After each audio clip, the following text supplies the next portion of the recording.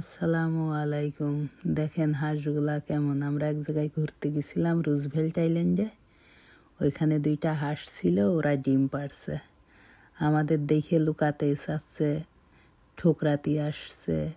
আবার ওই দেখেন প্যাকেট দিয়ে ওরা লুকাচ্ছে, না হলে ওরা বসছে, বসে তা দিচ্ছে। আবার আমাদের দেখছে যে আমরা কী করছি, আবারও চিন্তা করছে খাবার আনছি কি না। কিন্তু ডিম ওরা দেখতে দিবে না। ওদেরকে দেখতে দিবে কিন্তু ডিম দেখতে দিবে না। ডিমগুলা লুকাচ্ছে।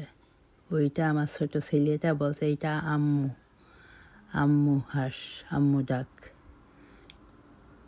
ওরা অনেকভাবে চেষ্টা করছে ওদের ডিমগুলাই, তাহলে বাচ্চা হলে ওরা কিভাবে কি করবে দেখেন।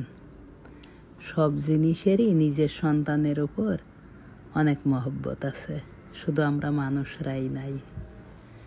দেখছেন ওরা কিভাবে, একজন এখানে বসছে, একজন এখানেই দাঁড়াই আছে।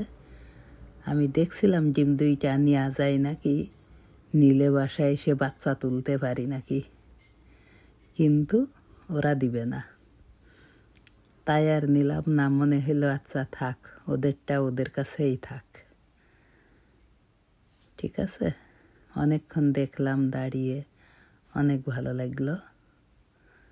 ন্যাচারাল কিছু দেখলে অনেক আনন্দ লাগে, খুশি লাগে, মনে হয় ভালো লাগে। দেখছেন এবার তা দিতে বসলো।